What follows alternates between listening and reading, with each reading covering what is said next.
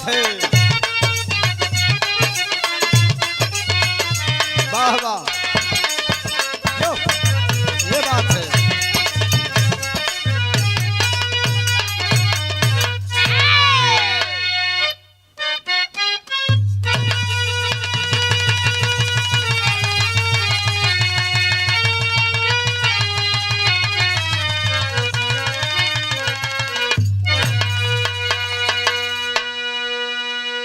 कि हरे मोरे राम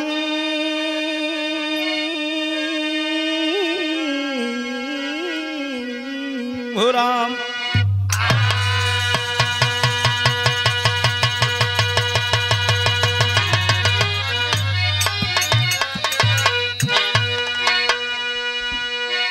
ऐ बिरहा सुनने वाले साथियों, हम गायक कलाकार सुरेंद्र जौनपुरी, आरपी म्यूजिक राजू रंजन पाल, ई दीपक यादव, लवली स्टूडियो के देख रेख में यह बिरहा आप लोगों के बीच में मैं भेज रहा हूं। आशा नहीं बल्कि उम्मीद है कि आप लोग यह बिरहा सुन के पसंद भी आएगा और जो माताएं बहनें के अंदर ऐसी कोई कमी हो वो अपनी कमी सुधारेंगी। 4 लाइन की भूमिका है। नयन से आंसू बहाने लगे, एक लाइन यहाँ कव्वाली का टुकड़ा लगल मास्टर। कैसे लाल?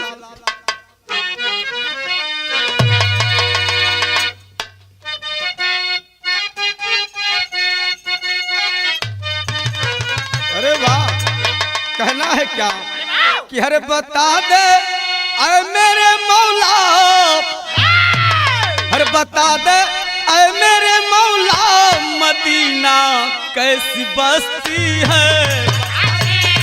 मेरे मौला मदीना, ऐ मेरे मौला बता दे ऐ मेरे मौला।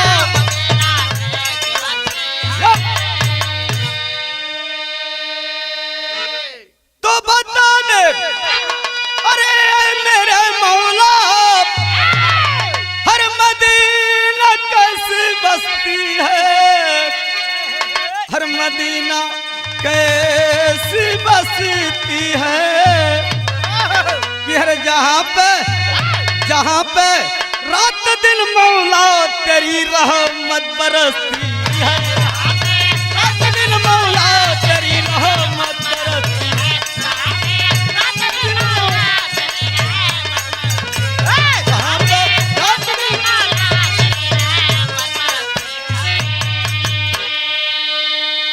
तो कव्वाली के टुकड़ा रहा, लेकिन भाव में कभी लिख लेने का कि अरे हकीकत कल जुगी नारी कालिका भेष अपनाई, कल जुगी नारी हो कालिका भेष, कल जुगी नारी है कालिका भेष। हकीकत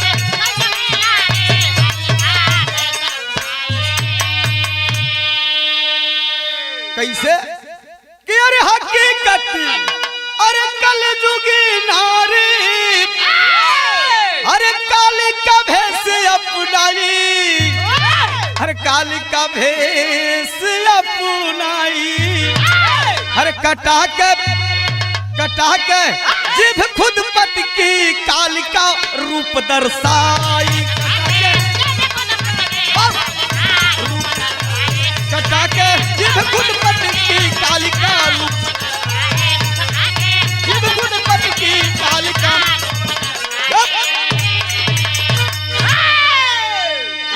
यहीं से हमारे बिरहा की स्टोरी शुरुआत हो गई मास्टर। बिरहा में नजम लगल कैसे लाल?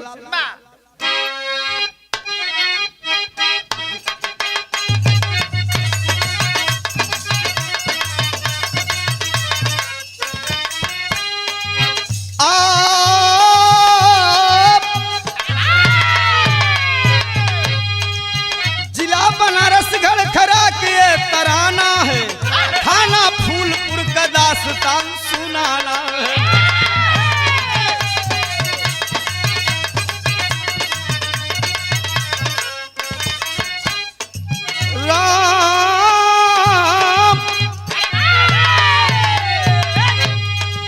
रामचंद्र चौहान गढ़खरा के बासी थे, जेठ लड़के की बनारस में किए शादी थे।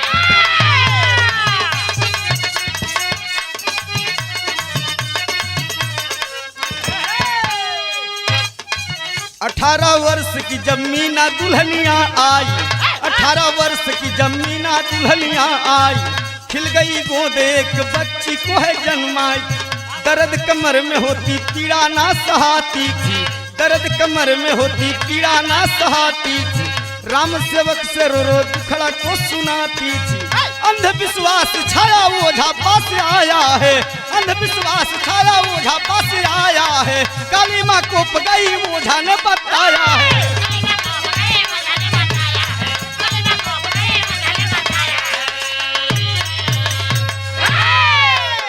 पहले बात के समझला, रामचंद्र चौहान गढ़खरा के निवासी रहलन बाबूजी। अपने बेटवा के शादी करके घर में बहू लियलन। अब बहू तो जब आई लिए बाबूजी, लेकिन बहू का नाम मीना। आज ये बाबूजी मीना के कमर में दर्द हो तो, कहीं पेट में दर्द हो तो अपने बुढ़ऊ से बतैलिन कि बाबू पापा हमकी बड़ी परेशानी हो। एक दू बेरी डॉक्टर से इलाज करवैलन, लेकिन जब ना आराम भइल तो दिमाग से तनी से दूसरे कोरी बहके लगल। गौवा में ठे ओझा रहलन, वही ओझा के पास गेलन। कहलन करी ओझा साहब देखा तनी हमरे पतोहिया के ऊपर कोनो ऊपरी चक्कर त ना हो। ओझा महाराज अपन राखी भभूत उठा के बाबूजी देखलन, कहन कुछ तो जरूर बा, मैटर थोड़ के गड़बड़ बा। तो बस मैं रामचंद्र पूछत है कहन की कोनो उपाय है, कहन उपाय ऐसे कोनो चीज के ना है जनक उपाय ना होखे। कहन तो ओझा साहब चला तनी हमारे पुतुहिया के देख ला। ओझा के लिया के बाबूजी घर गइलन। धार कपूर लवांग लोहपान अगरबत्ती लड्डू बतासा ओझा अपन को लिखा देलन। सामान आ गल बाबूजी, अपन चौकी उकी बना के ओझा आज मनावत है। किससे मनावत है निकले यहाँ गीत बात।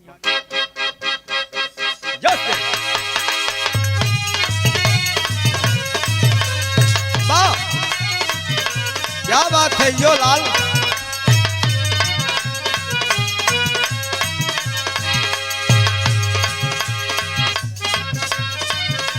वाह वाह वाह वाह क्या बात है। गीत तो बड़ी पुरान हो, लेकिन कहल गई कि तुम गाना पुरान ना होला, गवैया भले पुरान हो जाला। कहना है का अरे गोरिया के, अरे गोरिया के गोरे गोरे गा, गोरिया के गोरे गोरे गाल बिहार में बवाल कैले बा। गोरिया के गोरे गोरे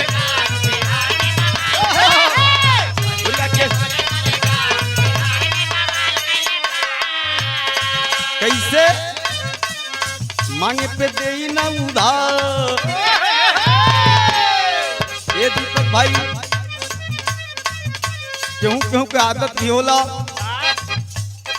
जब व्यापार करेला सामान भले कूड़ादानी में फेंका जाए, लेकिन केहू के उधार या वो बगैर पैसा के मिले वाला ना है। यही के नाते कहना है का मांगे पे मिली ना उधार, नगद खातिर मार कैले बा।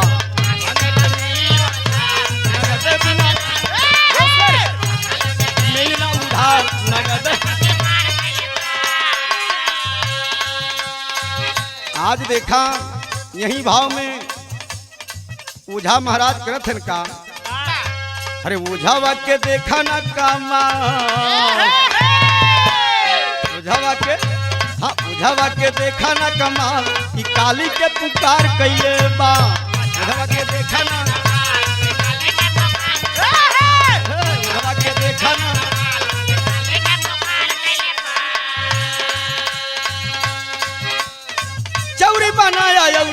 गजरा सजाया,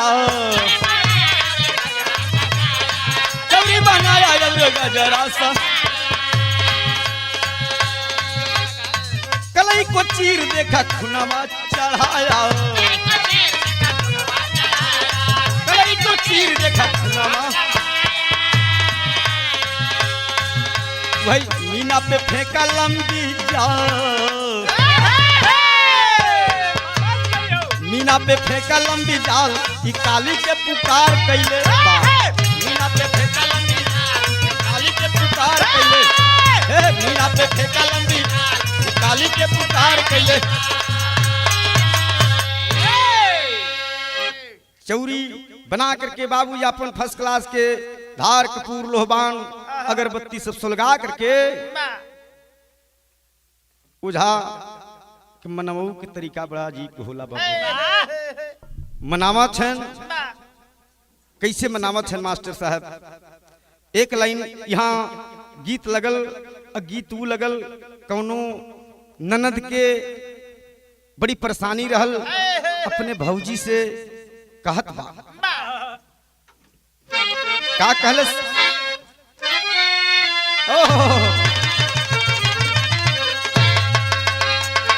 कि हाय अरे कही दा भौजी भैया जी,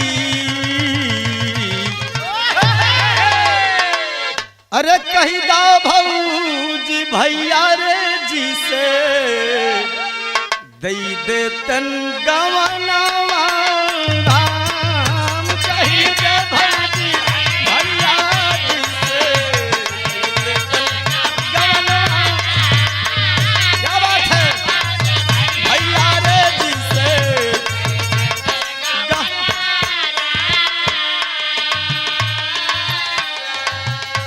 कही दा भौजी भैया रे जी,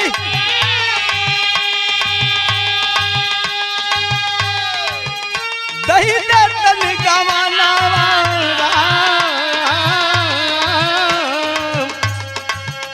नहीं खेले बे कूड़ा दौरी, नहीं खेले बे कूड़ा दौरी, नाल बई गाना, नहीं खेले बे कूड़ा दौरी, गाना नहीं खेले बे दौरी,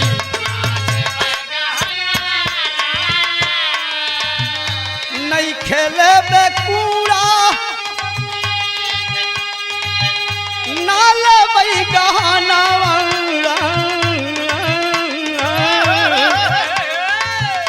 दुई गो चीजुया दैदा, दुई गो चीजुया भौजी, चौका औ बेलना,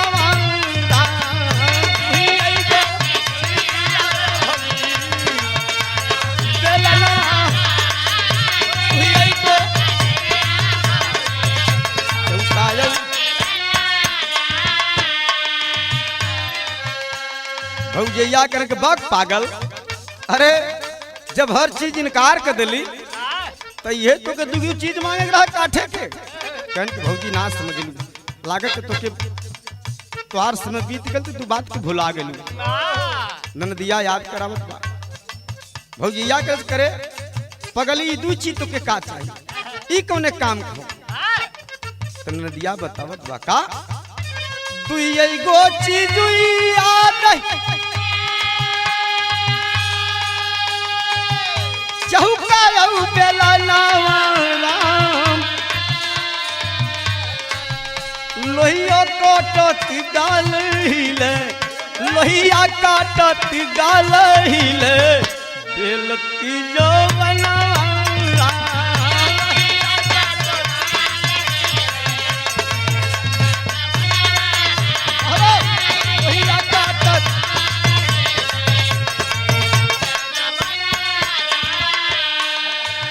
लेकिन भाव पे आजा मास्टर, ये तो तनी मौज गौज के खातिर धुन तराना मनोरंजन खातिर हो, लेकिन आज ओझवा करत का, ओझावा बोलावैयावा, ओझावा बोलावैयावा, आवा काली माई हो, ओझावा बोलावैयावा,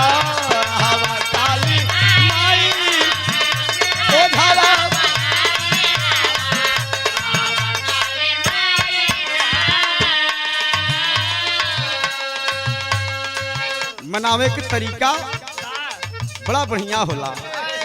का कहलन, जल बान्हू जलंधर बान्हू बान्हू जल की काई हो, जल बान्हू जलंधर बान्हू बान्हू जल की काई हो,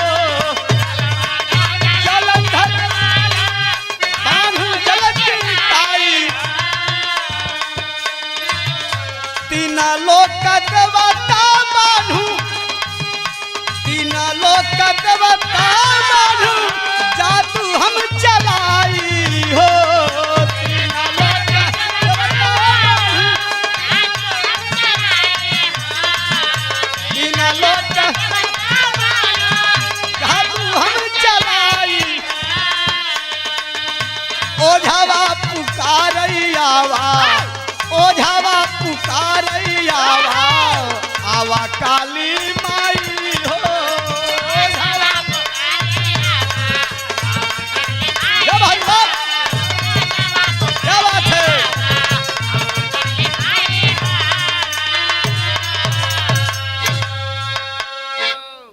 ए बाबू, ओझा महाराज जब काली माई के प्रकट कैलन, आज मीना के ऊपर काली सवार हो गई। और जब काली सवार हो गई बाबूजी, ओझा कल बोल क्या चाहिए तो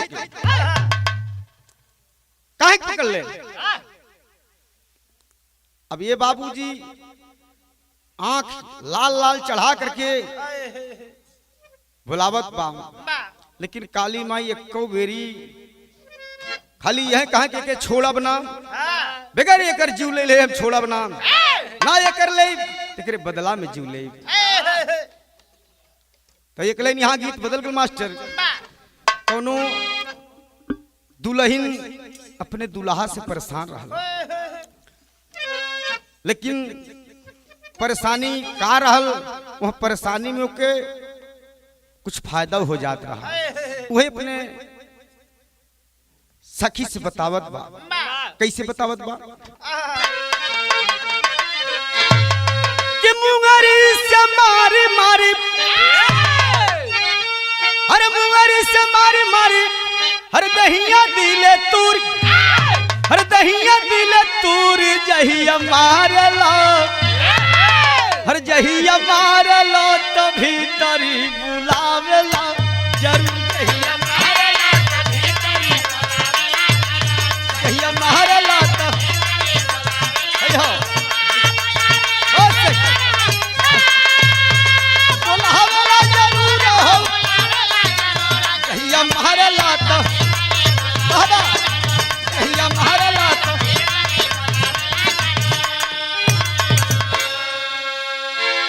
ई तो भैया गीत के लाइन रहल, लेकिन आज मीना के ऊपर काली माई प्रकट हो गई।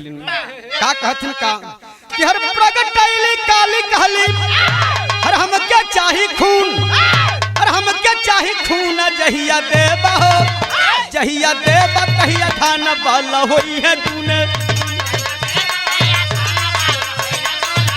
जहिया देबा तहिया धान बल,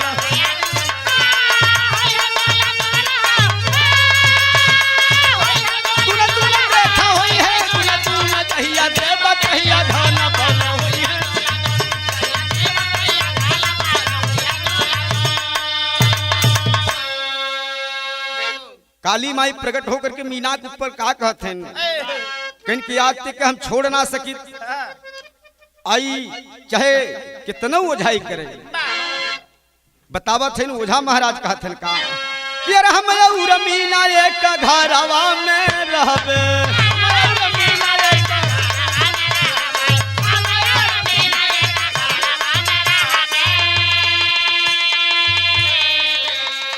उमन मस सिवाय वाला जाप वहाँ करबे,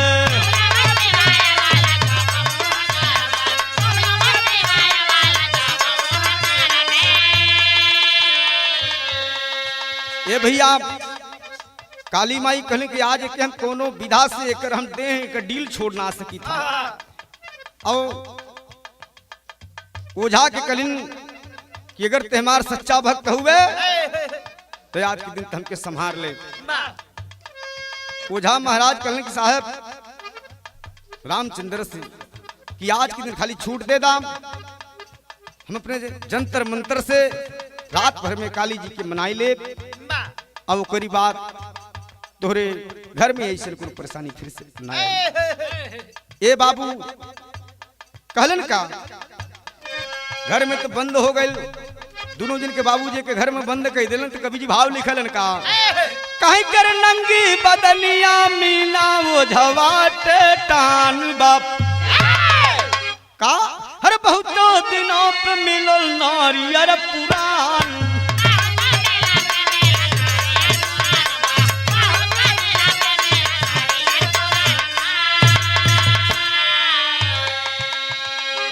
अरे कस कस के मार देवे, अरे बह लागे खूना जहिया देवा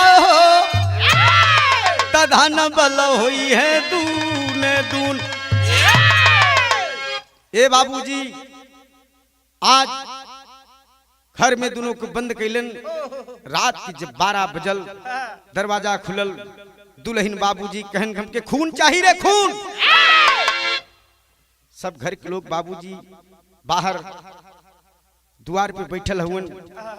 दुल्हन बाबू मीना आज काली के रूप बना करके हाथ में खंजर लेकर के अपने बिटिया के जो 1.5 साल की बच्ची हो वही की गर्दना दबा करके बाबूजी एक हाथ में खंजर लेकर के बलि चढ़ाने के लिए तैयार है। बिरहा में टेरी की लाइन लगी मास्टर साहब।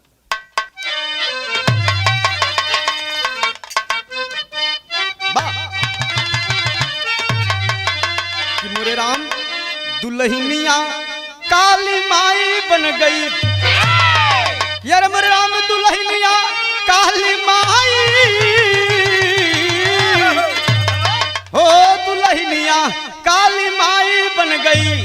अरे तो सरिता उमर सिंधु के सोख ले गयल पनिया, अरे हो पनिया, अरे हो पनिया।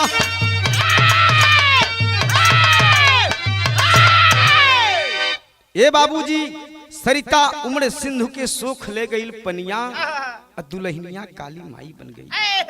आज ये बाबूजी हाथ में गड़ासा लेकर के अपने बेटी को बलि देने के लिए तैयार है। बिरहा में पहपटल मास्टर साहब।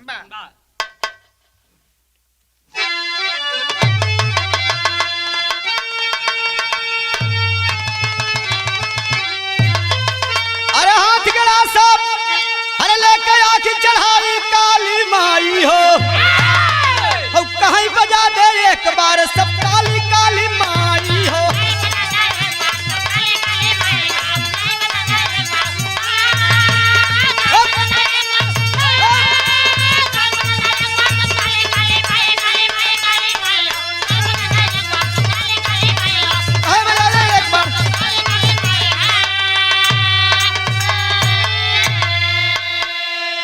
इतना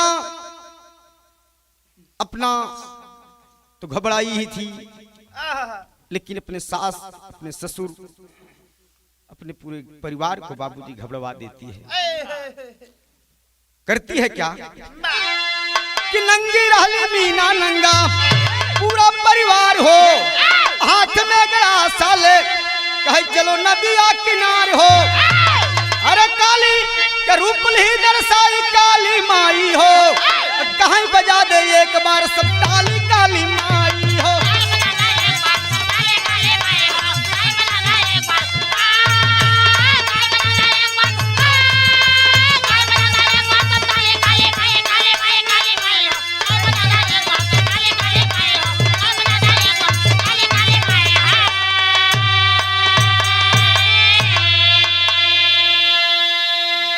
तब तक बाबूजी रामचंद्र चौहान जब अपने नातिन के बलि सामने देखा थवन, दौड़ करके बाबूजी गर्दन अपन झुका लेलन। कहन कि ये काली माई बल्कि हमार गर्दन काट ला, लेकिन हमारे बच्ची के गर्दन के मत काटा।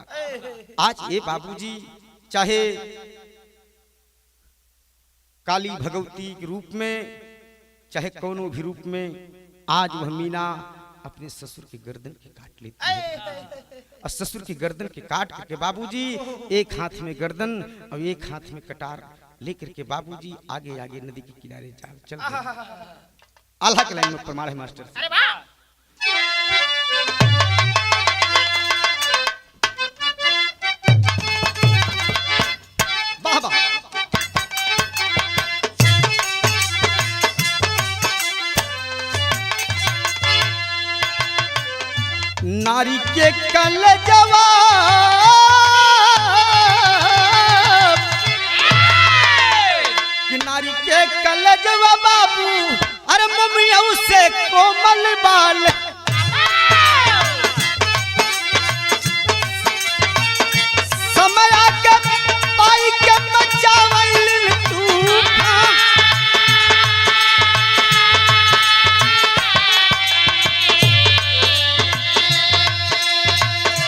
कबहू रण चंड कबहू झांसी वाली रानिया भैया कबहू दया वान सीता सावित्री महा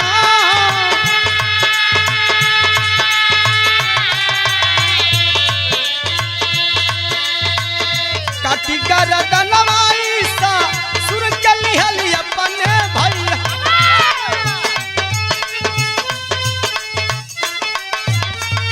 हाथ में गड़ा सवा चलली नदिया के किनारा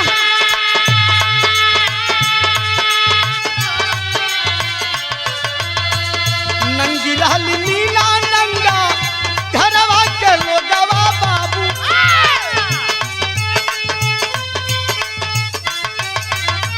थाना पे खबरिया देख पहुंचल मुसाबा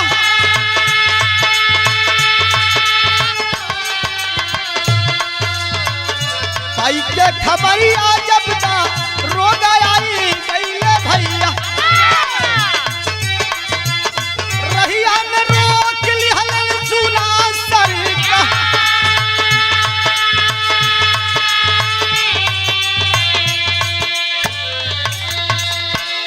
डगर में गांव की प्रधान बाबूजी जाकर के खबर थाने पर दे देते हैं कहते हैं सारी गरा दशा को बताते हैं नाम और गांव लिखा दिए दरोगा साहब बाबूजी अपने साधन से आते हैं जब देखते हैं ये हालात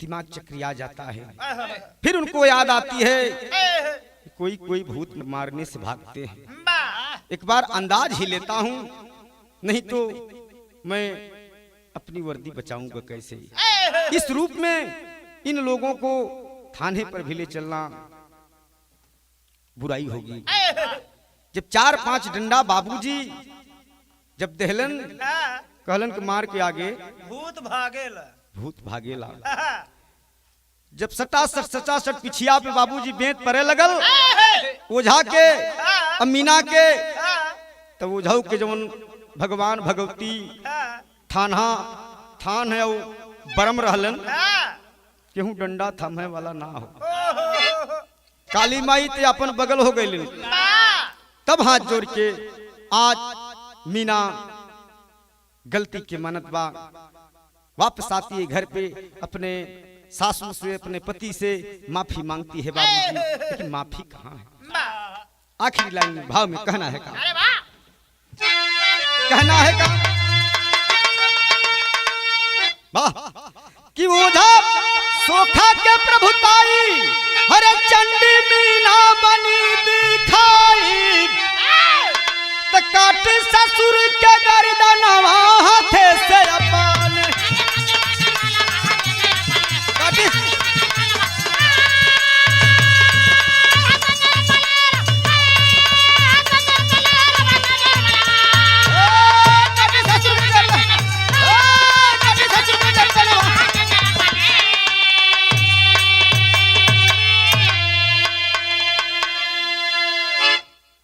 बिरहा के ये हमारे अंतिम प्रमाण रहल ओझा सोखा के प्रभुताई चंडी मीना बन दिखाई काटी ससुर के गर्दनवा हाथे से अपने ए बाबू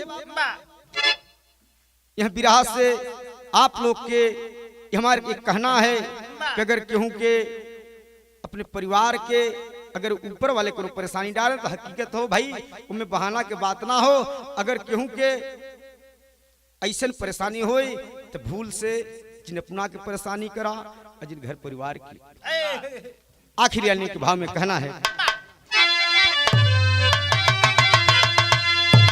गुरु बिहारी गुरु गणेश गुरु रामलाल गुणकारी कथन करे चंदिका कवि बच्चन जी बने पुजारी अरे दुल्हनिया काली माई बन गई अरे राम दुल्हनिया काली माई बन गई तो सुरेंद्र विजय बहादुर हरि के करई भजनिया दुल्हनिया काली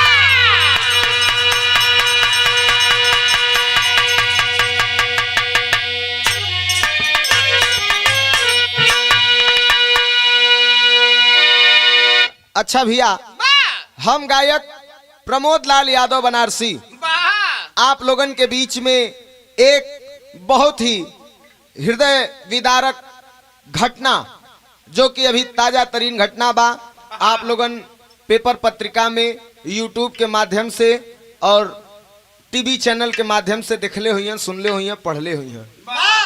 ये गीत, ये बिरहा आप लोगन के बीच में आरपी म्यूजिक के बैनर तले हमारे बड़े भैया राजू रंजन पाल जी के सौजन्य से लवली रिकॉर्डिंग स्टूडियो से रिकॉर्ड होकर के आप लोगन के बीच में जात बा।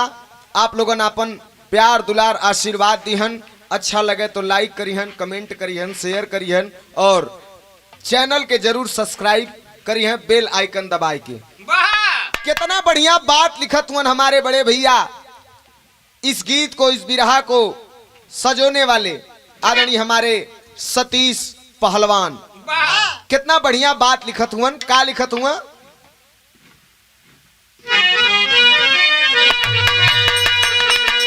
चंद मिनटों में क्या होगा कुछ ना पता, करता घमंड मानव जीवन पे अपने, जीवन ये पानी का है बुलबुला, क्षण में ही तो टूट जाते हैं सपने, सबसे ऊंचा बलि काल माना गया, पड़ी दृष्टि जिस पर न बचती निशानी, क्या कहूँ कुछ कहा नहीं जाता है अब, रो पड़े कभी सतीश लिखते कहानी।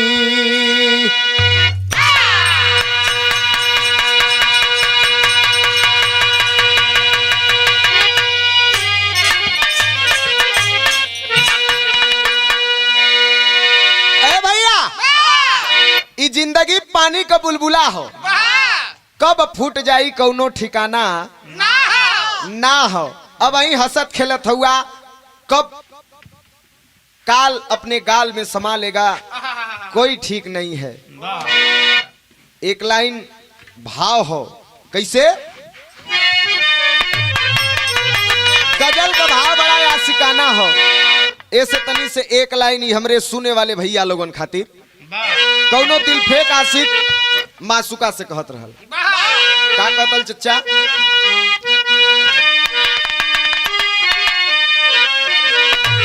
यह कलश कि जो अपनी खुशी से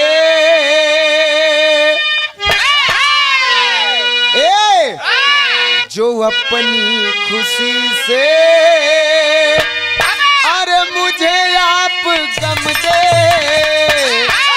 जो अपनी खुशी से अरे मुझे आप गम दे, ये नजरे करम आपकी कम न होगी, अपनी खुशी से मुझे आप गम दे।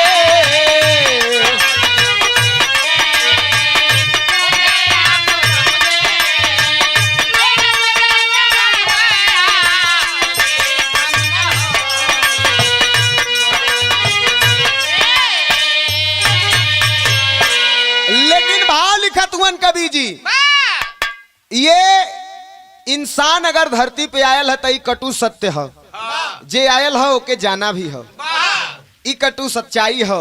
जीवन है तो मृत्यु है, सुख है तो दुख भी है, एक दूसरे का पूरक हुआ। का लिखत हुआ भैया?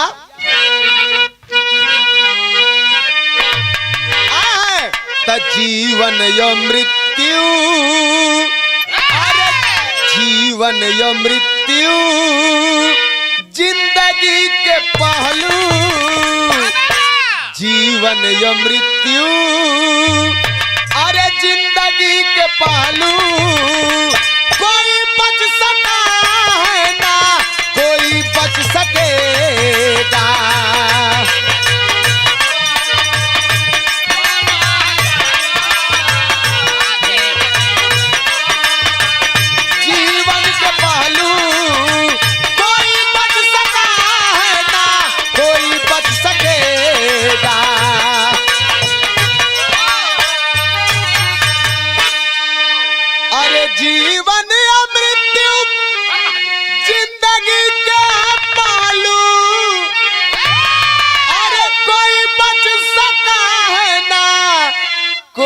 बच सकेगा।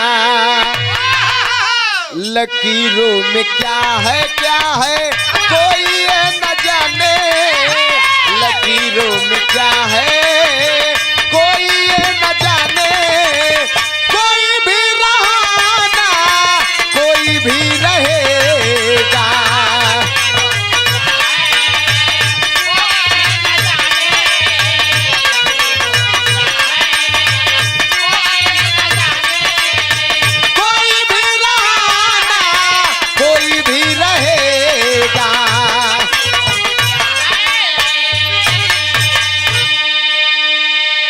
ए भैया, लकीरों में क्या है कोई भी न जाने।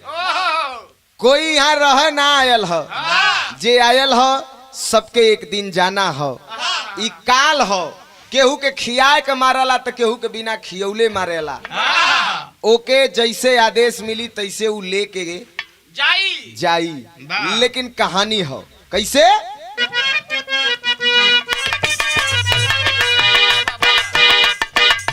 समय का ऐसा यारो चलता है चक्कर जी, उसी में फंस के मानो बन गया घन चक्कर जी। जिंदगी का नहीं कोई भी ठिकाना है, आत्मा भी कहती शरीर को बेगाना है। जिला गाजीपुर माधोपुर की बात सही, रामायण सरोज जी रहते बच्चों के साथ वही। करूंगा शादी तेज बहादुर जी अरमान लिए, पहुंचे मऊ खिरिया गांव में सम्मान लिए। ए भैया बात के समझला, कहानी हो कहाँ का। उत्तर प्रदेश के अंदर एक जिला, जिस जिला को शहीदों की धरती कहा जाता है, गाजीपुर। और वही गाजीपुर जिला के अंतर्गत माधवपुर गांव, और वही माधवपुर निवासी रामायण सरोज जी अपने पुत्र तेज बहादुर सरोज की शादी तय किए हैं मऊ जिला में क्षेत्र रानीपुर के खिरिया गांव में नंदू सरोज जी का बिटिया खुशबू सरोज के साथ शादी तय हो गई। जब शादी तय हो गई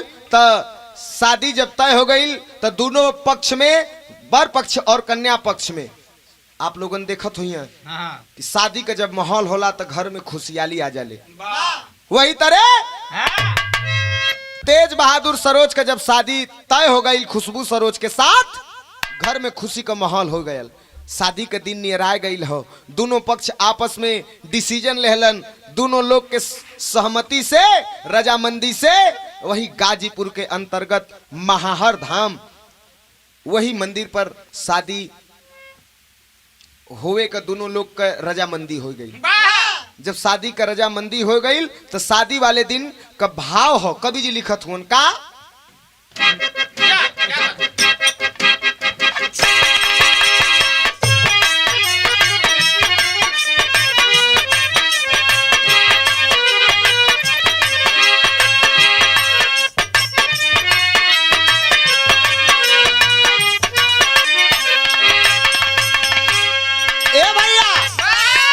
शादी वाले दिन लोग चल दिलन महाहर धाम पर। तब बरतिया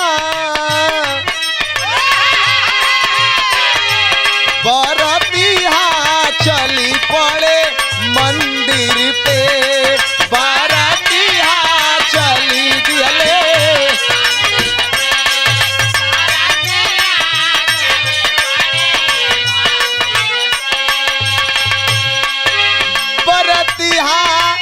चली पड़े मंदिर पे, गावत गीतिया हो गावत गीतिया चली दिहले मंदिर पे, गावत गीतिया चली दिहले।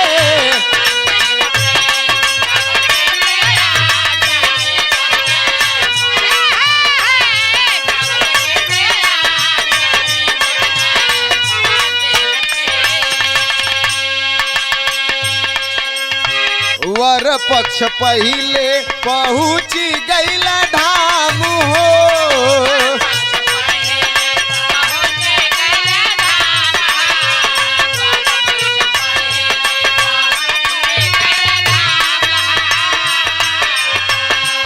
कन्या पक्ष अइल लेता, कन्या पक्ष अइल लेता शिवाजी का नाम हो।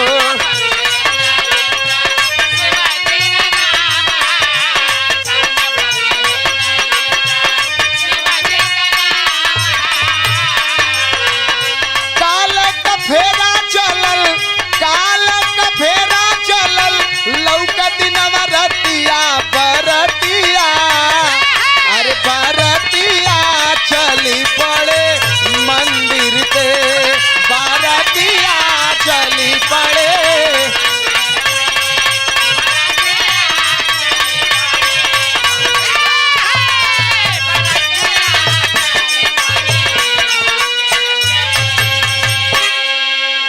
ए भैया, महाहार धाम पर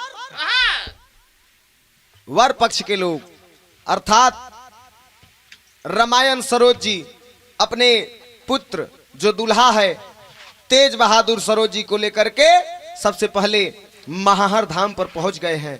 और यह खिरिया गांव से एक बस में सवार होकर के दुल्हन और कन्या पक्ष के लोग बैठ करके आ रहे हैं महाहार धाम पे। शंकर भगवान का नाम ले तो ही में गावत बजावत बड़ा खुशी हो, लेकिन के का पता हो कि काल अगवा मुंह बाय के बैठल हो, भयल का तर्ज हो।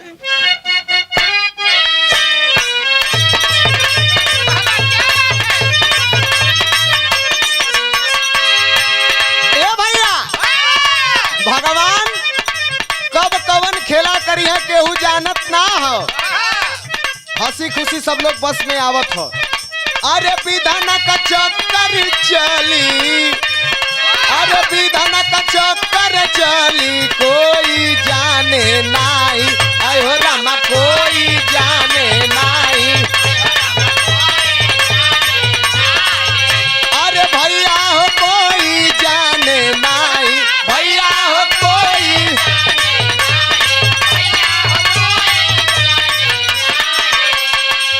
अरे टूट जाई सजल महफिलिया, अरे टूट जाई सजल महफिलिया, केहू माने नाही, टूट जाई सजल महफिलिया, केहू माने नाही।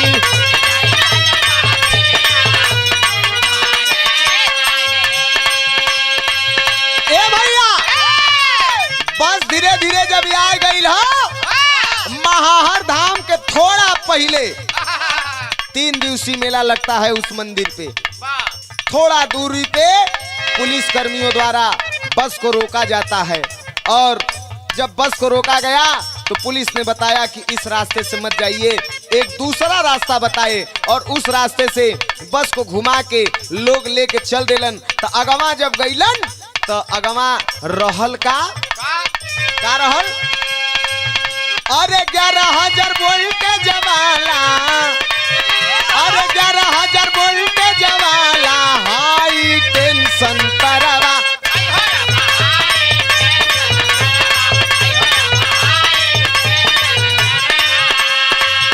अरे भैया हो हाई टेंशन तरवा, भैया हो हाई टेंशन।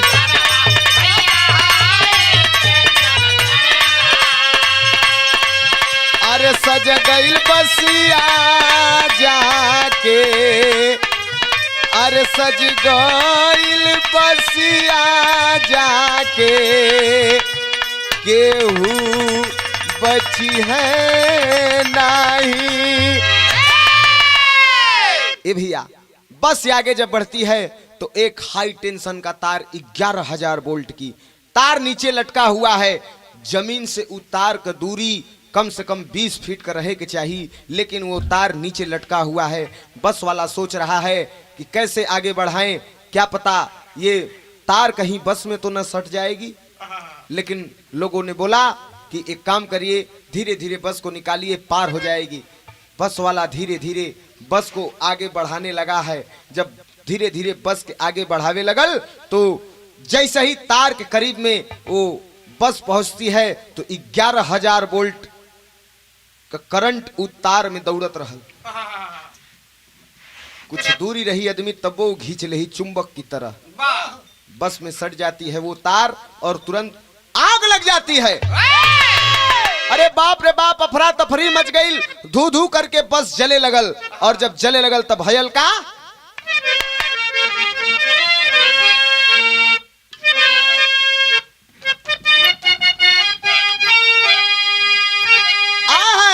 अरे तक खुशियां में गाम का अरे बदरिया हो छाई गईली। अरे मुहबाए काला खड़ा सोझनी रे मोहिया। अरे अगिया लगल बस में चीख चिल्लाहट मचल। अरे जनवा बचावे खातिर सुझना उपैया। अरे सिसवा के तोड़ केहू बाहर केहू कूद गईले। अरे अगिया के रूपा आइल दुख दैया। ए भैया, बस में आग लग जाती है और वो दुल्हन खुशबू सरोज बस में से एकाएक कूदती है बाहर। वो बच जाती है और अपने तुरंत दुल्हन वाले वस्त्र को निकाल के फेंक देती है और उस बस में से लोगों को खींच के बाहर निकालना शुरू कर दिया। वही बस में उस दुल्हन की माँ बाहर खिड़की से कूदी है और खिड़की से कूदी है लेकिन घायल होकर के बाहर निकली। उसका एक हाथ झुलस गया। उसी बस में उस दुल्हन की माँ भी थी, आसपास पड़ोस के लोग भी थे। जब तार लटकल देखलन तो ओमन से कुछ पुरुष नीचे भी उतर गल हलन और कुछ महिला और बच्चे उस बस में बैठे थे। जब आग लग गयल तो केहू शीशा तोड़त हो तो केहू बहरे कूदत है। लेकिन जब करंट बस में दौड़ रहा है और आग लग गई, धू धू करके बस जलने लगी है, जैसे लग रहा है कि सामने श्मशान घाट बन गया। तब कवि जी लिखलन का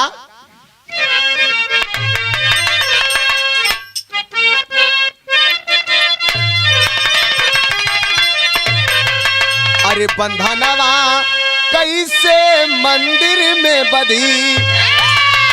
अरे बंधनवा कैसे मंदिर हो, बंधनवा कैसे मंदिर में बधी। अरे आग में जर के राख कुल हो गयल सपनवा। आग में जर के राख हो गयल कुल सपनवा, बंधनवा कैसे मंदिर में बजी। ए भैया, लाखों अरमान उस लड़की के मन में रहा होगा, लाखों सपना सजोए शादी के लिए आ रही थी, लेकिन किसको क्या पता कि रास्ते में काल मुंह बाए खड़ा है। न जाने कितने लोग उसमें मौत के भेंट चढ़ गए। तब कवि जी लिखलन का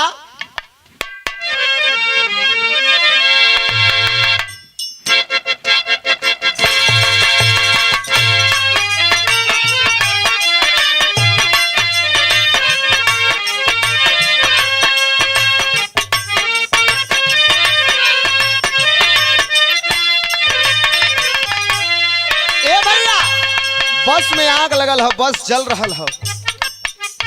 आग का लपट बहुत लंबा ऊपर तक बा, काला धुआं आकाश में उड़त हो। लोग तमाशा देखत हुवन, कुछ लोग बचावे की भी कोशिश करत हुवन, लेकिन भयल का जनवा बचावा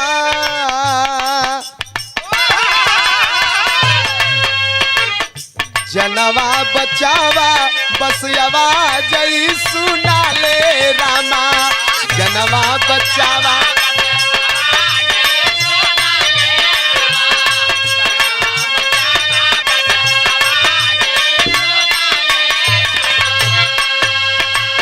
केहू के न कवनो रास्ता सुझले रामा। केहू के न कवनो रास्ता सुझले रमा जनवा बचावा बस आवाज सुना ले रमा।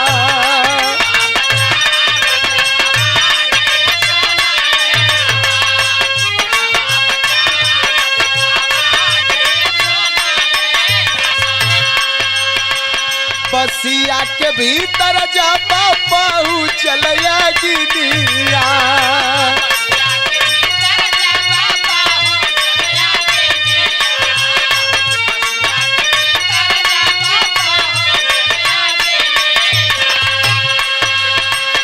जरल सिंगार कुल जरल बदनिया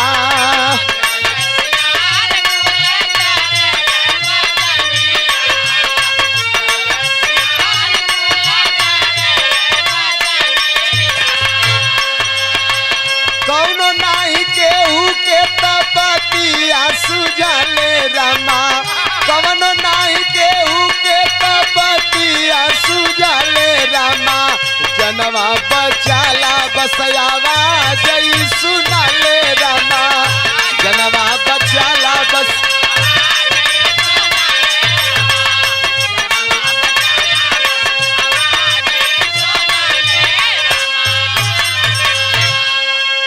ए भैया चारों तरफ यही आवाज आ रही है कि बचाओ बचाओ जल्दी से कोई उसमें जो लोग जल रहे हैं उनको बाहर निकालो।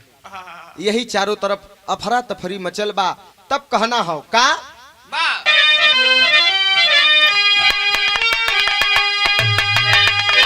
अरे के कर जगत में का बाटे लिखनिया भैया मालूम ना कवन दिनवा अंत हो जाई रहिया भैया मालूम ना।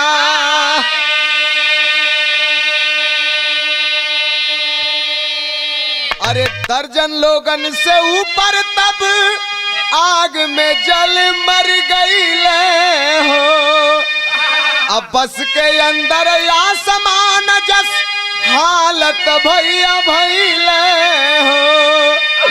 अरे कहाँ से आइल बाटई विपत बदरिया भैया मालूम ना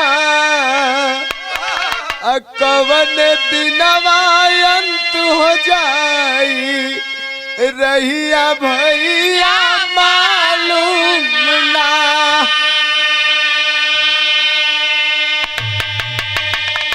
आए है कब के कर भगवान लिखले हुवन केहू ना जानत बा। ये इंसान मात्र कठपुतली है और ये धरती रंगमंच है और जितने इंसान है नर नारी किन्नर सब एक ड्रामा टाइप पात्र है और वो भगवान के हाथ में डोर है। कब किसकी कैसे पर्दा गिरेगा वो विधाता ही जानता है। डायरेक्टर वही है, डायरेक्टर प्रोड्यूसर सब वही है। आए है बस जल गई 7 लोग के वो समय खींच के बाहर कल गए। 7 लोगन का पहचान भयल बाकी तो उमन बढ़ गईलन 11,000 का वोल्टेज जो समय बस में आग लगल कितना लोग वही में बढ़ गईलन और कुछ लोग के जब बाहर कल गए तो 7 लोगन का चेहरा समझ में आवत रहल जिनके लोग उनके निवास स्थान पर पहुंचावे का भी काम कैलन। लेकिन यह होत का हो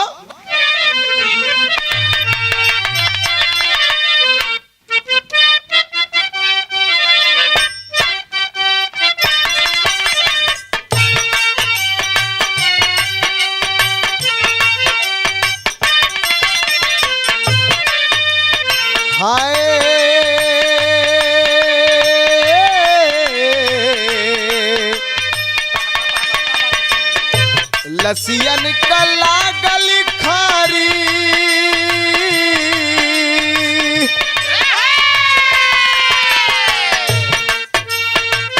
लसियन कला गल खारी हाँ शिव मंदिर पर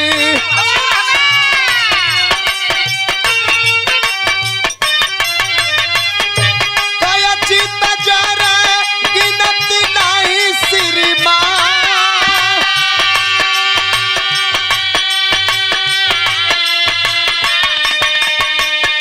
बसिया से बाहर तब, बसिया से बाहर तब दुल्हन खुद हो गईली।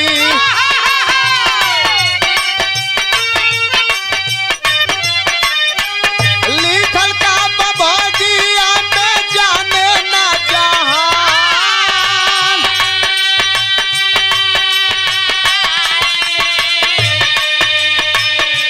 उह होई हो जवन, उह होई हो जवन कुछ चाहिए गोसैया रामा।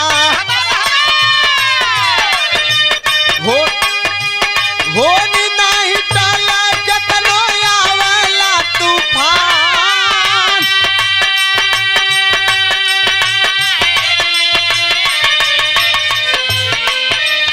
आए है उस बस में न जाने कितना मतारी बिटिया मौत के भेंट चढ़ गेली। कितना छोटा बच्चा जो इस दुनिया के ना देखले रहलन वो भी इस धरती को अलविदा कह गए। कितना लोग घायल हो गईलन। लेकिन बस के बाहर जो दुल्हन कूदी थी उस लड़की के साथ लोगों ने किया क्या। लड़की तो अफसोस कर रही है कि गांव पड़ोस टोला मोहल्ला हमके ताना मारी के एकरे बियाहे में इतना लोग मर गईलन, हमें लोग कुलच्छनी कही। लेकिन वहां पर मौजूद लोग सारी स्थिति को जानते हैं और जब जान गए तो एक काम किए। क्या? लेके दुल्हन के लोग मंदिरा पे अइला भैया।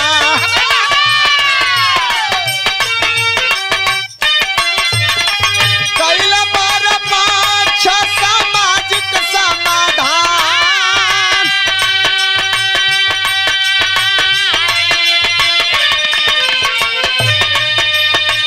रीत कुरीत के हो डोरिया के कटल रामा।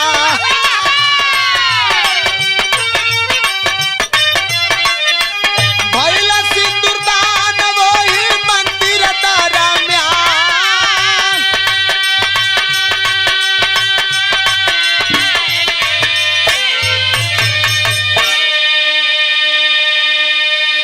अरे भैया वहीं पर कुछ लोग मौजूद थे।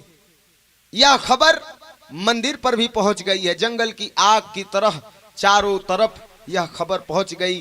कुछ पत्रकार मीडिया साथी लोग पहुंचते हैं और उसको कैप्चर कर लिए। लेकिन उस लड़की को लेकर के लोग पहुंचते हैं महाहर धाम मंदिर पर और उस लड़के के सामने जब सारी बात पता चली है तो सारी रीति रिवाजों को मद्देनजर रखते हुए मात्र सिंदूरदान उस लड़की के मांग में एक चुटकी भर सिंदूर भरल गया। बस सिंदूरदान हुआ और वो लड़की ससुराल आई और ससुराल से वापस अपने फिर मायके अपने नैहर में गई क्योंकि वहां पर दुख पड़ा था। वहां पर गई है। ए भैया बड़ी लोग मौत के भेंट चढ़ गए। कवि जी लिखत हुआ का बड़ा कोटेशन पूर्ण लाइन है का।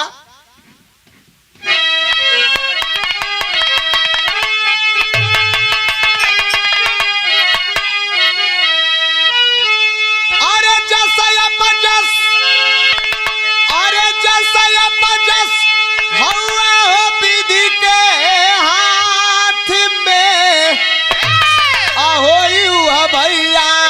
अरे होई हुआ भैया बाटे जो लिखल माथ में होई हुआ भैया।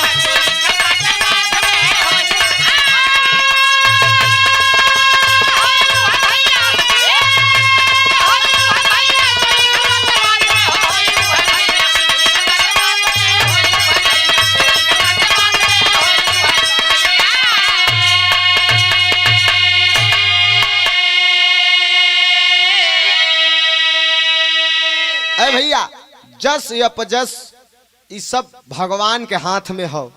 लाख आदमी चतुराई करे लेकिन वह होई जवन भगवान के लिखल बा, जवन भगवान के मंजूर बा। ए भैया जो मृत्यु के भेंट चढ़ गए, उत्तर प्रदेश सरकार द्वारा ऐलान किया गया कि मृतकों को 5 लाख रुपया और जो घायल हैं इस घटना में उनको 50,000 की राशि देने का ऐलान उत्तर प्रदेश सरकार ने किया है। रुपया पैसा आई लेकिन खत्म हो जाई भैया, लेकिन जेकरे घरे का कोई इंसान इस धरती के छोड़ के अलविदा हो गया वो दोबारा वापस नहीं आएगा। पैसा तो आई लेकिन वो खुशी दोबारा नहीं आएगी। कवि जी लिखत हुआ का, अरे कैला सिंदूरदान दुल्हा रीतिया निभाई, अखू सब सरोज के दुल्हन बनाई।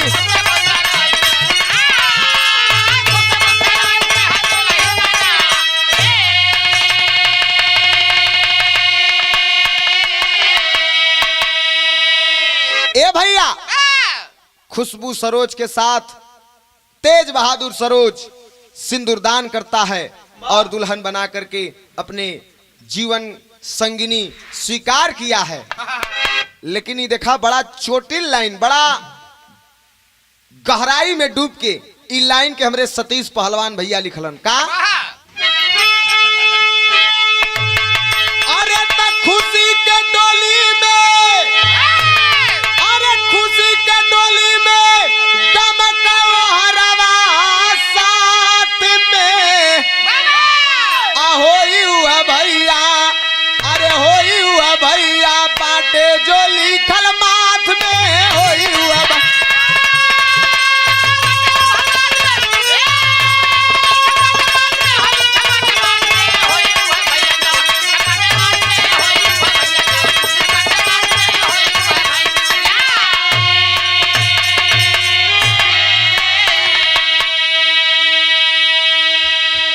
आज के पेपर पत्रिका में 13 मार्च 2024 आज के पेपर पत्रिका में साफ साफ अक्षरों में छपा हुआ था कि उत्तर प्रदेश सरकार ने जो घोषणा किया था 5 लाख रुपया मृतकों को और घायलों को 50,000 रुपया की राशि एवं दवाई उपचार फ्री। आज अखबार में निकला कि 5 लाख रुपया मृतकों के अकाउंट में डाल दिया गया है एवं 50,000 घायलों के अकाउंट में डाल दिया गया है और सारा ट्रीटमेंट इलाज मुफ्त में चल रहा है। तो किसकी गलती है, इसकी जांच कड़ी निगरानी के साथ भारत सरकार से निवेदन है कि किया जाए और जो दोषी हो उसको सजा मिलनी चाहिए। साथ साथ हम गायक कलाकार, हमारे स्टूडियो के ऑनर और यूट्यूब चैनल के हमारे निर्माता जी, आप सब के साथ में हम कलाकार जो मृत्यु के भेंट चढ़ गए, उस खुशी में गम की लहर दौड़ गई, उन मृतकों को हम लोग अपनी तरफ से सच्ची श्रद्धांजलि अर्पित करते हैं। मालिक दिवंगत आत्मा को शांति प्रदान करे। और कहना है,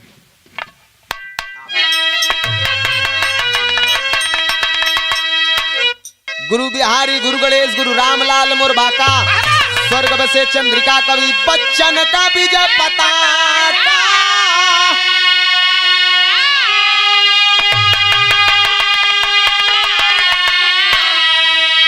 अरे बंधनवा कैसे मंदिर में बधी, बंधनवा कैसे मंदिर में बधी, प्रमोद कवि सतीश चूमा सदगुरु के चरणवा, बंधनवा